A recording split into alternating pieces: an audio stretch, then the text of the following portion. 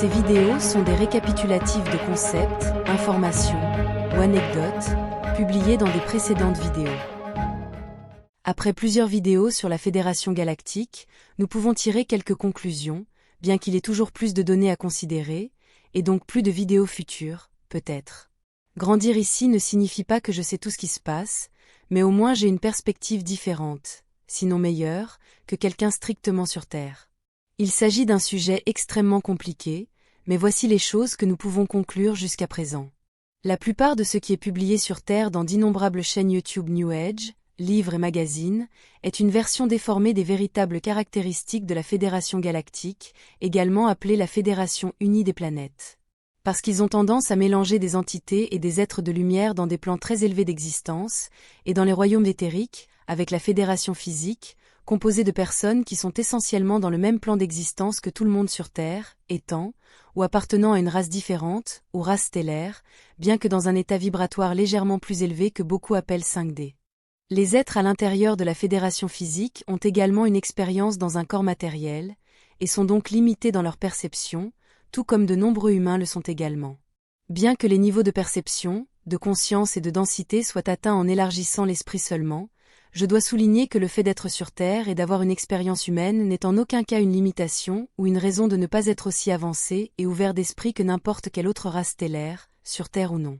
Bien que nous devions tous être conscients qu'un type de corps différent, en particulier ceux qui ne ressemblent pas à des humains, aura également une gamme différente de perception de ses 5 sens, ou de tout nombre d'entre eux que chaque espèce pourrait avoir, et avec cela il percevra son monde et son environnement d'une manière différente de la nôtre en tant que lyrien, ou humain. Pour ceux d'entre vous qui pourraient être nouveaux sur ma chaîne, les lyriens sont la race stellaire de base d'où viennent tous les autres avec une apparence humaine, y compris les humains. Ils viennent de la planète Lyra en orbite autour de l'étoile Vega, dans la constellation de la Lyre.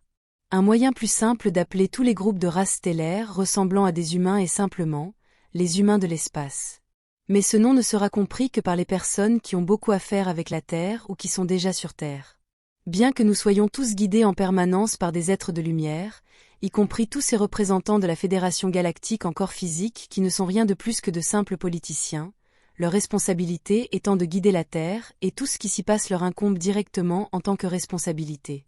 Je sais que tous ces politiciens de la Fédération insistent sur le fait que ce sont les habitants de la Terre eux-mêmes qui guident réellement la Terre, tout en étant guidés par des êtres de lumière dans des plans d'existence supérieurs, des êtres qui peuvent être ou non le moi supérieur de chaque personne sur Terre, et qui manifestent toute cette réalité pour eux-mêmes et collectivement également. Il s'agit d'une position confortable, ou d'une excuse, utilisée par ces représentants de la Fédération qui pourraient sans aucun doute aider les habitants de la Terre à manifester une réalité bien meilleure pour tous, même s'ils prétendent ne pas pouvoir aider davantage. Bien que sur Terre de nombreuses personnes confondent la Fédération Physique avec celle des plans supérieurs d'existence, la Fédération Galactique en tant que telle n'est qu'une organisation physique composée d'êtres physiques, car les êtres de lumière et les entités dans des plans supérieurs ne se nomment pas une fédération et n'ont pas besoin d'une telle organisation.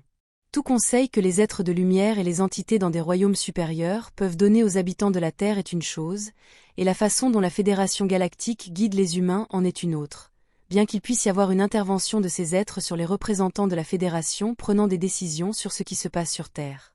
Il n'y a pas de volonté d'envahir la Terre, il n'y a tout simplement pas de preuves à ce sujet, il n'y a pas non plus de race envahissante près de la Terre, contrairement à ce que disent de nombreux contactés, donc tous les séismes et tous les conflits se déroulent uniquement sur Terre. Tout le monde social, toute la matrice terrestre et tout ce qui s'y passe est manifesté par l'esprit humain, y compris une grande partie de la façon dont la Fédération Galactique est perçue là-bas, car elle est chargée de nombreux concepts religieux qui ne tiennent tout simplement pas debout, et ne reflètent pas la Fédération objective telle qu'elle est vue du point de vue de quelqu'un qui ne tombe pas sous l'influence religieuse.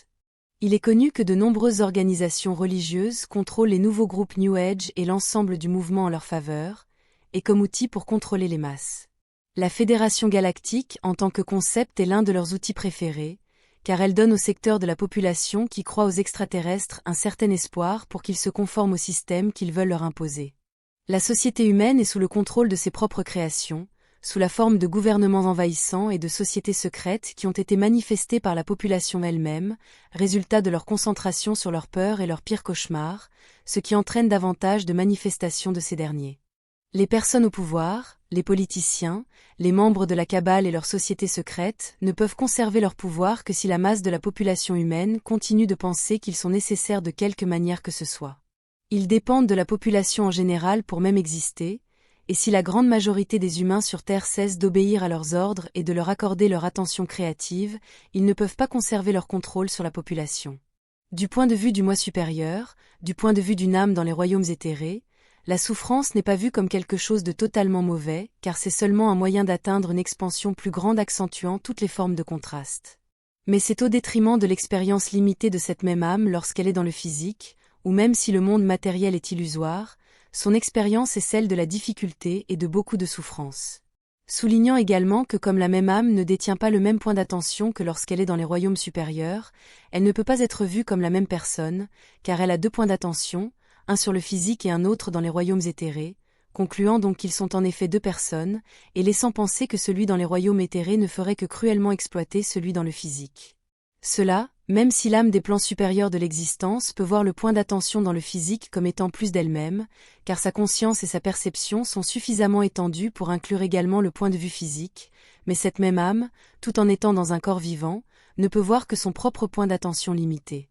Il y a des restrictions pour que les humains ne puissent pas manifester de belles choses sur Terre, car les êtres extérieurs veulent qu'ils aient une expérience terrible tout en étant dans le physique, afin de supposément acquérir de l'expérience et du contraste au nom de l'expansion de l'âme. Le fait que la Fédération ne s'implique pas dans cela ne peut être vu que comme une négligence criminelle. Ce ne sont que quelques conclusions, et d'autres viendront au fur et à mesure que nous avançons. Merci beaucoup de m'avoir écouté, à la prochaine fois, et je vous verrai dans la prochaine vidéo.